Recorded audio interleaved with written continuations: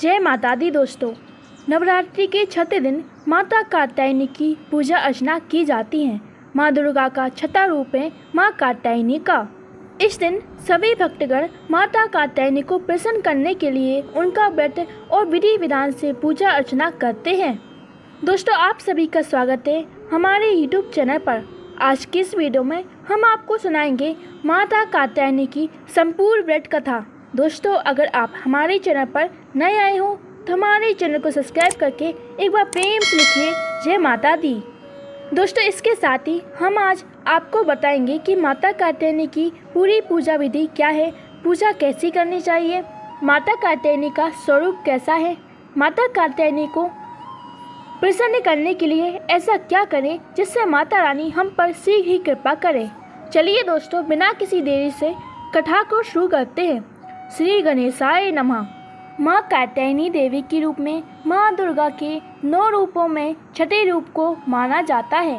माता के कात्यायनी स्वरूप की पूजा नवरात्रि के 6 दिन की जाती है। माँ कात्यायनी को साहस और शक्ति की देवी के रूप में माना जाता है। उनका यह रूप बहुत ही शक्तिशाली और अत्यंत उग्र है और वे अपने भक्तों की सभी विपदाओं को दूर करती हैं। नवरात्रि के 6 दिन माँ कात्यायनी की विधिवत पूजा की जाती है। माँ दुर्गा के इस स्वरूप को सफलता और यश का प्रतीक भी माना गया है। कहते हैं माता की पूजा से जीवन के सारे संकट दूर हो जाते हैं। माँ कात्यायनी राक्षसों और पापियों का नाश करने वाली देवी मानी जाती हैं। मान्यताओं के अनुसार माँ दुर्गा के इस रूप की उपासना से अद्भुत शक्ति का संचार होता है और जीवन के सभी संकट दूर हो जाते हैं। इनकी पूजा से अर्थ, धर्म, काम और मोक्ष चारों फलों की प्राप्ति होती है। इतना ही नहीं, माँ कात्यायनी की पूजा से अविवाहित लड़कियों के लिए विवाह के योग बनते हैं और उन्हें एक सुयोग्य वर की प्राप्ति होती है। ऐसा माना जाता है द्वापर युग में गोपियों ने भगवान श्री कृष्ण को पति के रूप में पाने के लिए माँ कात्यायनी की पूजा की थी।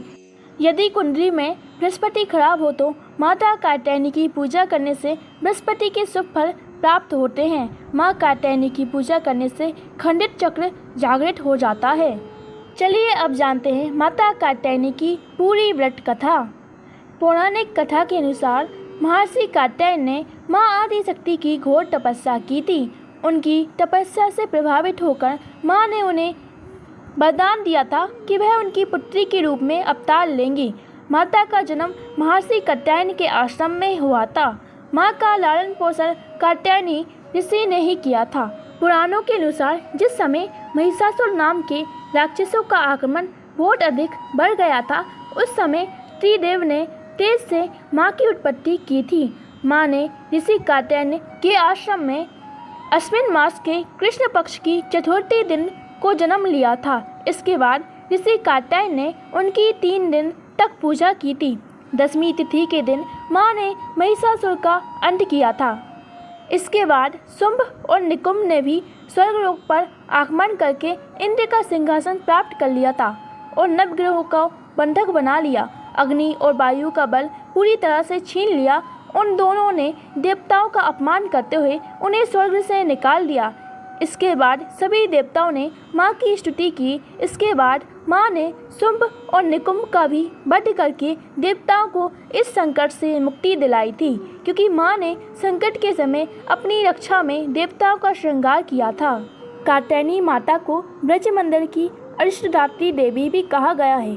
भगवान श्री कृष्ण को पति रूप में पाने के लिए सभी गोपियों ने कात्यायनी माता की पूजा की थी। भगवान श्री कृष्ण की नगरी वृंदावन में भी देवी के 51 शक्तिपीठों में से एक कात्यायनी पीठ स्थित है। इस मंदिर का नाम प्राचीन सिद्धपीठ में आता है। बताया जाता है कि यहाँ माता सती के केस गिरे थे। इसका प्रमाण शास्त्रों में मिलता है। नवरात्रि के मौके पर देश विदेश से लाखों भक्त माता के दर्शन करने के लिए यहाँ आते हैं। बताया जाता है कि राधा रानी ने श्री कृष्ण को पाने के लिए इस शक्तिपीठ की पूजा की थी। देवर्षि श्री वेद व्यास जी ने श्रीमद् भागवत के 10वें स्कंद के 22वें अध्याय में उल्लेख किया है। कात्यायनी महामाये महायोगिनी धीश्वरे नंद गोप सुतम देवी पतितम में कुरुते नमः। हे कात्यायनी, हे महामाये, हे महायोगिनी, हे अधीश्वर, हे देवी नंद गोप के पुत्र, हमें पति के रूप में प्राप्त हो। हम आपकी याचना एवं वंदना कर रहे हैं। ऐसा गोपियों ने माता कात्यायनी से कहा था। तब माता कात्यायनी ने उन्हें वरदान दिया था कि आपके पति भगवान श्री कृष्ण होंगे। माता कात्यायनी ने कहा, भगवान श्री कृष्ण एक और गोपियां अनेक हैं, ऐसा संभव नहीं था। इसके लिए भगवान कृष्ण ने वरदान को साक्षात करने के लिए महाराज किया था। द्वापर युग में रासेश्वर भगवान श्री कृष्ण ने मोहिनी वाशी और अनूठी लीलाओं से ब्रज गोपियों को अपने प्रेम आकर्षण में बांध लिया था। हर कोई उनको दिल में रहने की चाहत रखता था। गोपियां तो बलिहारी थीं। उन्होंने कृष्ण को पति रूप में पाने के लिए माता कात्यायनी की आराधना की। भागवत पुराण में उल्लेख मिलता है कि ब्रज की गोपियों ने श्री कृष्ण को पति रूप में पाने का मन में विचार बनाया। ब्रज लीला में तट पर गर्ग मुनि ने गोपियों के इस मनोभाव को जानकर भगवान श्री कृष्ण को सचेत कर दिया। ब्रज गोपियों के संकल्प को देखकर वृंदा देवी एक दिन गोपियों के पास पहुंची। उन्होंने कहा कि अगर श्री कृष्ण को पाना है तो माता कात्यायनी की आराधना करो। गोपियों ने वृंदा देवी द्वारा बताई गई विधि के अनुसार यमुना के तट पर एकत्रित होकर बुलाई मिट्टी से माता कात्यायनी का श्री विग्रह बनाया और उनकी वैष्णव विधि से पूजा करके 1 मासीय व्रत का संकल्प लिया। इस पर प्रसन्न हुई माँ ने गोपियों को वरदान दे दिया। भागवत पुराण के 10वें स्कंद में उल्लेख मिलता है कि ब्रह्मा जी ने भगवान श्री कृष्ण की परीक्षा लेने के लिए ब्रजमंडल के गोवंश और ब्रजगोप का हरण कर लिया। उन्हें ब्रह्मालोक ले आए। बिगड़ती स्थिति को संभालने के लिए भगवान श्री कृष्ण ने गोवंश और ब्रज ग्वालों का रूप धारण कर 1 साल तक ब्रज में निवास किया। इस तरह माता कात्यायनी का दिया गया वरदान पूरा हुआ। भगवान श्री कृष्ण ने गोपियों के पति रूप में उनके घर पर रहे थे। अब चलिए जानते हैं माता कात्यायनी का स्वरूप कैसा है। माँ कात्यायनी का स्वरूप अत्यंत भव्य और दिव्य है। ये स्वर्ण के समान चमकीली और भास्वर है। इनकी 4 भुजाएं हैं।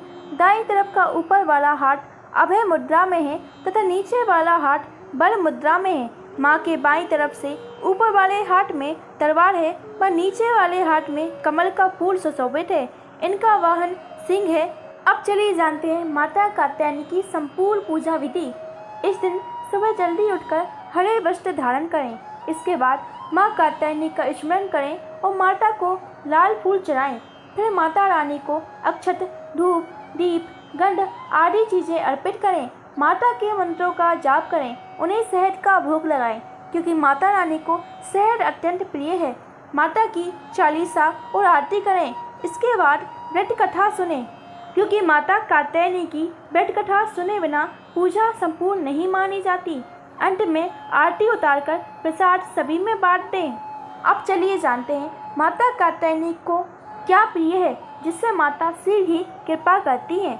माता रानी का प्रिय रंग हरा है। माता कात्यायनी अपने भक्तगणों की संपूर्ण इच्छाओं को पूर्ण करती हैं। अब चलिए जानते हैं माता रानी की स्तुति करने के लिए किस मंत्र का जाप करें। या देवी सर्वभूतेषु माँ कात्यायनी रूपेण संस्थिता नमस्तस्यै नमस्तस्यै नमस्तस्यै नमो नमः। जो भी नवदुर्गा की 36 दिन माता कात्यायनी की संपूर्ण व्रत कथा सुनता है उसकी माता कात्यायनी संपूर्ण मनोकामना की पूर्ति करती हैं।